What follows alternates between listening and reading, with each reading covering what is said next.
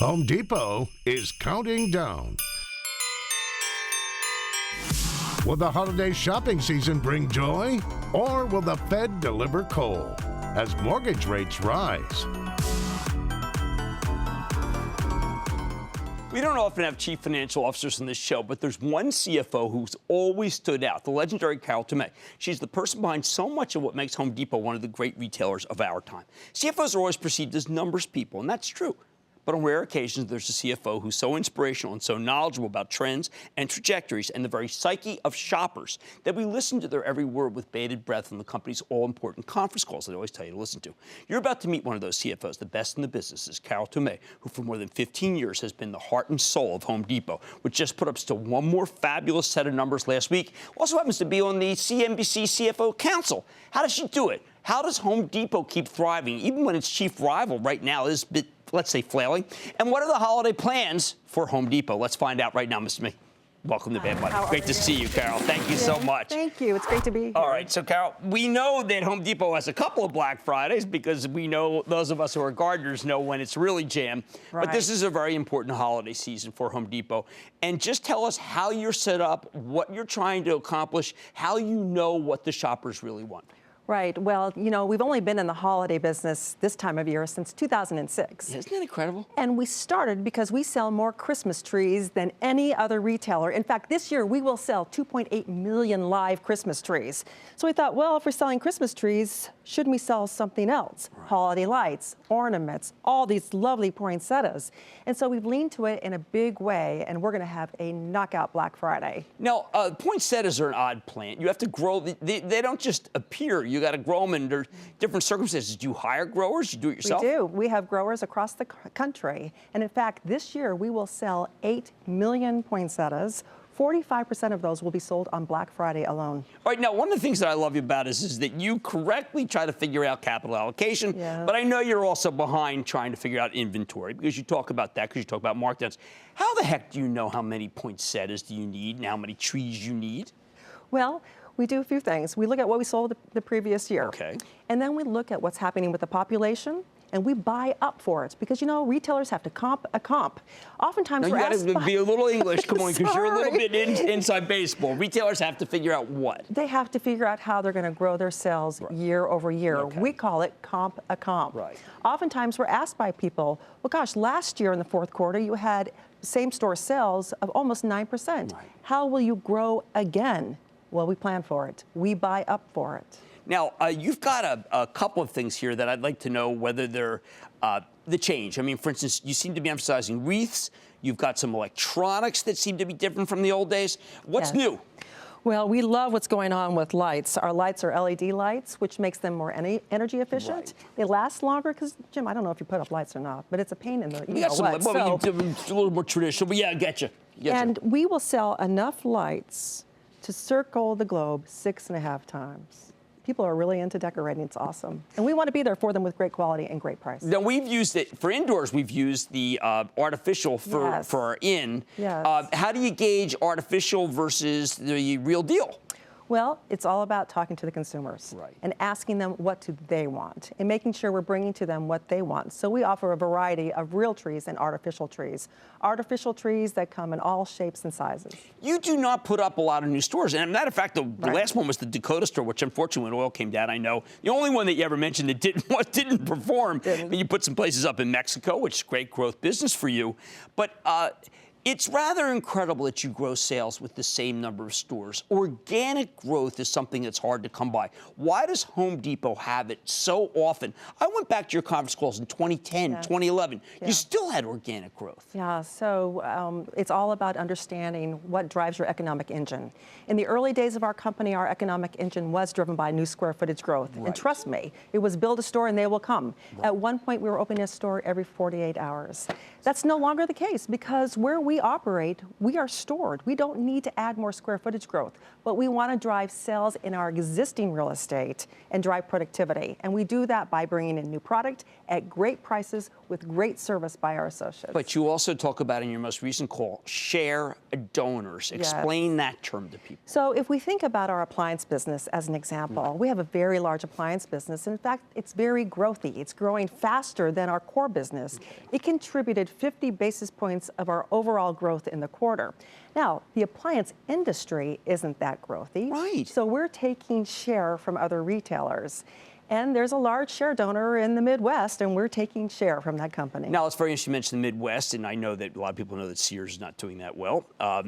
But in the Midwest, you actually talk a lot in your call about why you can be bullish. In the Midwest, home price is still not back to where they were, you said on the last call. That's right. If we look at home price appreciation, we've seen great appreciation in certain parts of the country. For example, Boston is fully recovered. Right. But if you look at the middle part of the country, not so much. Prices in Chicago still down double digit. Prices in Florida and in California still down double digit.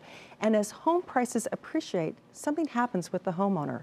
They think of their home as an investment and not an expense, and they spend differently in their home. Now, I've used that term many times, as you know. I've cribbed because I know you guys watch the show. I've cribbed from it, and Craig watched it, and Frank watched it before him. Craig Meir, Frank, by fabulous executives. To say what that means, I want you to put that in a kind of a way that people can understand that when their house is moving up in value, they feel like if they make it nicer, it goes up more in value, or they just feel better inside. It's twofold, right? Okay. For most of us, the house is the largest investment that we have. Right. And so if you feel like it's worth more, you want to invest in it. During the crisis, when you felt like your house was an expense, it was a mortgage payment that was an expense, and values were dropping, people didn't spend much money on their homes. Sure, they would maintain a broken toilet or a leaky faucet, but they wouldn't invest into it. Now they say, wow, it's worth more than it was last year or the year before, and so on and so forth. So I'm willing to put a new kitchen in. I'm willing to replace my bathroom. Now, most recently, we had this is not a political show, but I thought it was kind of interesting. We saw Trump's win has ad agencies rethink how they collect data, recruit staff. This is from the Wall Street Journal. You always seem to have an idea of what the consumer wants. I know you also affiliate with Salesforce.com because they told us many times. Does this win have any impact on you, or are you so close to your customer that you kind of never really got it wrong? First and foremost, we think that we need to be right next door to the customer, understand what he or she are doing. So we have customer focus groups. We have a belly-to-belly relationship with our customers. What does that mean? Belly to belly. When you come into the store, we're right next to you, talking to you, understanding what your needs are, understanding what you want to spend your money on, and helping you solve your problem. And you found out, for instance, that people like more wreaths? What happened? Absolutely. So if you think about holiday decor, customers say, I'm looking for more of a natural look rather than a red wreath. And so we bring that into our assortment, listening to our customers. And again, on the poinsettias, I mean, what happens with poinsettias that you don't sell by the 26th? You know, day after Christmas, what do you do? Well, what do you do with them? We sell them. We sell out. There's a place. We sell out. There's a place for everything. All right. For every what we're going to do, because I want to talk to you about your job, your life, and how you got to where you are. We're going to do a special second segment with Tomé, CFO of Home Depot, back after the break. This past earnings season, few groups have been as perplexing as retail. Some stores are struggling, while similar chains are doing fabulously well. And to make things even more confusing, even retailers with less than stellar results have seen their stocks rally in anticipation of a stronger economy, more discretionary spending once the upcoming Trump administration cuts taxes. But if you want to understand what's really working in this environment, you need to hear from a retailer that managed to do well before the election, when the sector still seemed like it was in trouble. That's why I'm so enthralled by Home Depot, which reported a great quarter last week, and why I want to spend more time speaking with Tomé. She's the company's terrific CFO. Find out more about how they did it and what's selling. Mr. May, well, thank you again. Thank you. Your history is an interesting one. You're a gardener. You're a user of Home Depot, but you're the numbers person. Just explain your evolution within the company, please. Well, I've been with the company for 21 years, if you can believe it. And I was hired in for a number of reasons, including the fact that I love to do it.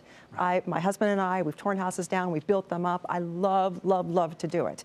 And when you do what you love, you can be more effective in your job. You know, finance people need to be business people first and finance people second, and I think I am. But you have a story. I want to talk about that because you've melded your own individual, somewhat anecdotal interest in gardening and developing with what I regard as the foremost knowledge of what's going on. For instance, the last conference call, you talked about the Harvard Center for Housing Studies. You just pulled that. I mean, you seem to be interested in demographics and household formation. How do you stay current with all those things? Well, I'm really blessed in that I have an amazing team. These are men and women who are so doggone smart, and they provide me with a lot of information. And then I have my fingers out touching everybody. I talk to everyone in the industry, experts, and bring in their research to help us formulate a point of view. Okay, now we know about this holiday season, but let's talk about the real holiday season, the spring. Yeah.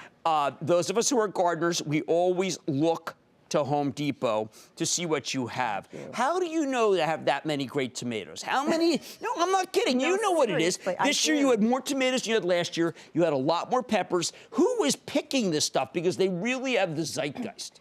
Well, our merchants work closely with our growers, and together they are picking the products. Okay. And we listen to the customer. Organic gardening is really hot right now, and so we've been bringing more in to take care of what our customers want. All right, let's talk about the health of the consumer. Yeah. There are people who are, I try to be apolitical in the show. It doesn't make any sense. Doesn't help people to be political. Doesn't help people make money. The consumer seems, I think, somewhat better. You have receipts after the election, whether because maybe they think there's going to be tax cuts. We don't know. Maybe you have a hand on that. But there seems like a better feeling. You're an empiricist and you're a tough business person. Is that real or is that just some sort of ethereal thing? Well, I can speak to the customers who shop in our stores. Okay, that's important. Our customers feel good about their home. They feel good about their prospects within their home. And so we just came off of a terrific quarter, as you said, with sales growth of over 6%. We've guided to an outstanding 2016. We'll have the highest sales and earnings in our company history, and nothing has caused us to come off of that guidance following the election. Now, I thought it was interesting. I was trying to figure out, did Carol Tomé, when she upped the buyback, was that her view that things are better?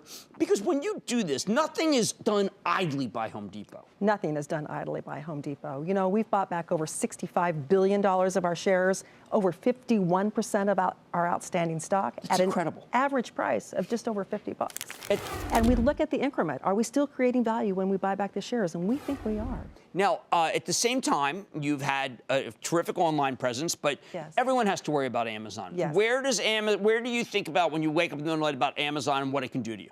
Well, it's not just Amazon. We look at every competitor, and every morning we get up paranoid, getting ready to fight that competitor.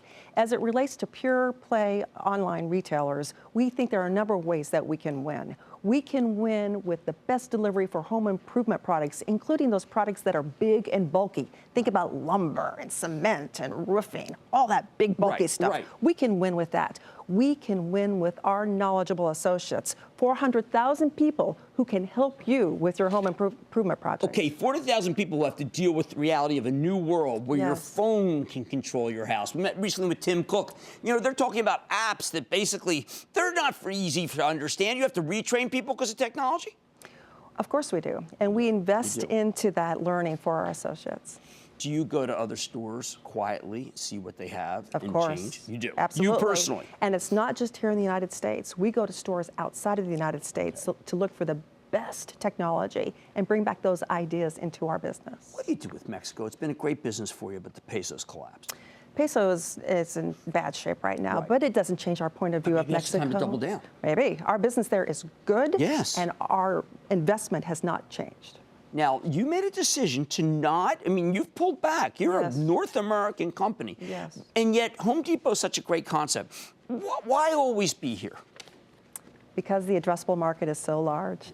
The addressable market in the United States is $550 billion. Our market share is less than 20%. Why go anyplace else when you have the riches right at your fingertips? We just need to invest in the customer experience because the consumer is changing. We've got to invest in that experience and we can grow sales. Okay, so let's take an inner city Home Depot, New York Home Depot filled with boxes, stuff to move, versus mine in Hampton Bays, which is just chock full of gardeners. You decide what kind of research, how do you determine what goes into each Home Depot? So we really balance the art and science of merchandising. Okay, explain that. The art of merchandising is bringing in fabulous products that you want. The science of merchandising is assorting the store for the local needs of the store.